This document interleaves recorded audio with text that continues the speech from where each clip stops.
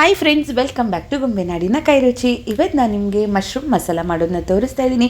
ತುಂಬ easy recipe, bachelors ಕೂಡ ಮಾಡ್ಬೋದು.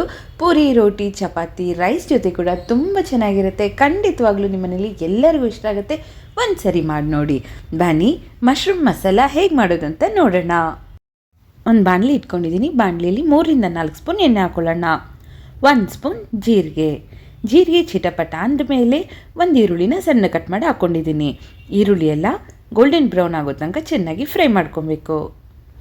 1 ಸ್ಪೂನ್ ಶುಂಠಿ ಬೆಳ್ಳುಳ್ಳಿ ಪೇಸ್ಟ್ ಹಾಕೊಳ್ಳೋಣ. ಶುಂಠಿ ಬೆಳ್ಳುಳ್ಳಿ ಪೇಸ್ಟ್ನ ಕೂಡ ಆಯಿಲಲ್ಲಿ ಚೆನ್ನಾಗಿ ಫ್ರೈ ಮಾಡ್ಕೊಳ್ಳೋಣ. ಇದೆಲ್ಲ ಫ್ರೈ ಆಗೋಷ್ಟರಲ್ಲಿ ಮಸಾಲೆ ರೆಡಿ ಮಾಡ್ಕೊಳ್ಳೋಣ.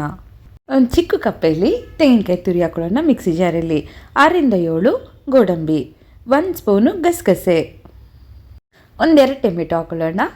ಇದರಲ್ಲಿ ಸ್ವಲ್ಪ ನೀರು ಸೇರಿಸ್ಕೊಂಡು ನುಣ್ಣಗೆ ರುಬ್ಕೊಬೇಕು. ಈರುಳ್ಳಿ, ಶುಂಠಿ ಬೆಳ್ಳುಳ್ಳಿ ಪೇಸ್ಟ್ ಎಲ್ಲ ಚೆನ್ನಾಗಿ ಫ್ರೈ ಆದಮೇಲೆ ರುಬ್ಬಿರೋಂಥ ಮಸಾಲೆ ಹಾಕೊಳ್ಳೋಣ. ನಾನು ಮಾಡೋ ರೆಸಿಪೀಸ್ ನಿಮ್ಗೆ ಇಷ್ಟ ಆದರೆ ದಯವಿಟ್ಟು ಸಬ್ಸ್ಕ್ರೈಬ್ ಮಾಡಿ, ಹಾಗೆ ವಿಡಿಯೋನ ನಿಮ್ಮ ಫ್ರೆಂಡ್ಸ್ ಎಲ್ಲರಿಗೂ ಶೇರ್ ಮಾಡಿ. 1 ಸ್ಪೂನ್ ಅಚ್ಚಕಾರದ ಪುಡಿ ಹಾಕ್ತಾಯಿದ್ದೀನಿ. ನೀವು ನಿಮ್ಮ ಖಾರಕ್ಕೆ ನೋಡ್ಕೊಂಡು ತೊಗೊಳ್ಳಿ. ಅರ್ಧ ಸ್ಪೂನ್ ಧನಿಯಾ ಪುಡಿ, 1/4 ಟೀ ಸ್ಪೂನ್ ಅರಿಶಿನ, 1/4 ಟೀ ಸ್ಪೂನ್ ಗರಂ ಮಸಾಲ, ರುಚಿಗೆ ಎಷ್ಟು ಬೇಕೋ ಅಷ್ಟು ಉಪ್ಪು. ಮಸಾಲೆ ಎಲ್ಲ ಚೆನ್ನಾಗಿ ಫ್ರೈ ಮಾಡಿ ಮುಚ್ಚಿಟ್ಬಿಡೋಣ. ಒಂದು 2-3 ನಿಮಿಷನಾದರೂ ಮಸಾಲೆ ಎಣ್ಣೆಯಲ್ಲಿ ಬೇಯಬೇಕು. ನೋಡಿ, ಮಸಾಲೆ ಎಲ್ಲ ಚೆನ್ನಾಗಿ ಬೆಂದು ಎಣ್ಣೆ ಬಿಟ್ಟಿದೆ. ಇವಾಗ ಎಷ್ಟು ಬೇಕೋ ಅಷ್ಟು ನೀರು ಸೇರಿಸ್ಕೊಳ್ಳೋಣ. ನೀರನ್ನ ನೋಡ್ಕೊಂಡು ಹಾಕ್ಕೊಳ್ಳಿ, ಯಾಕೆಂದರೆ ಮಶ್ರೂಮ್ ಹಾಕಿದ್ಮೇಲೆ ಅದು ಕೂಡ ನೀರು ಬಿಡುತ್ತೆ. ಗ್ರೇವಿ ಒಂದು ಸರಿ ಕುದಿ ಬಂದ ಮೇಲೆ ಮಶ್ರೂಮ್ ಹಾಕ್ಕೊಳ್ಳಿ. ನಾನಿಲ್ಲಿ 1 ಪ್ಯಾಕೆಟ್ ತೊಗೊಂಡಿದ್ದೀನಿ, ಇಲ್ಲಾಂದರೆ 1/4 kg ಆದರೂ ತೊಗೊಳ್ಳಿ.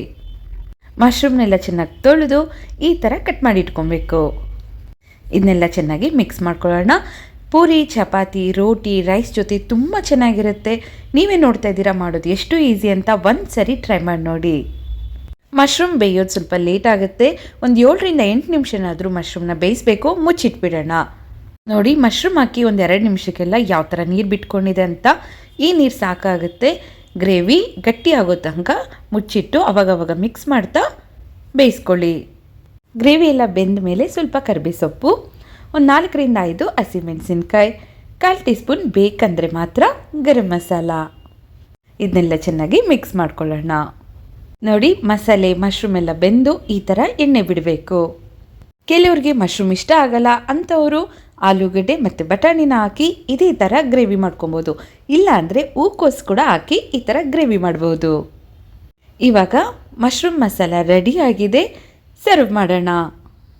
ನೋಡಿದ್ರಲ್ಲ, ಮಶ್ರೂಮ್ ಮಸಾಲ ಎಷ್ಟು ಈಸಿಯಾಗಿ ಮಾಡ್ಬೋದು ಅಂತ. ನೀವು ಟ್ರೈ ಮಾಡಿ. ಖಂಡಿತವಾಗ್ಲೂ ನಿಮ್ಮ ಮನೇಲಿ ಎಲ್ಲರಿಗೂ ಇಷ್ಟ ಆಗುತ್ತೆ. ನಿಮ್ಮೆಲ್ಲರಿಗೂ ಇಷ್ಟ ಆದರೆ ಲೈಕ್ ಮಾಡಿ, ಸಬ್ಸ್ಕ್ರೈಬ್ ಮಾಡಿ, ಹಾಗೆ ವಿಡಿಯೋನ ನಿಮ್ಮ ಫ್ರೆಂಡ್ಸ್ ಎಲ್ಲರಿಗೂ ಶೇರ್ ಮಾಡಿ. Thank you.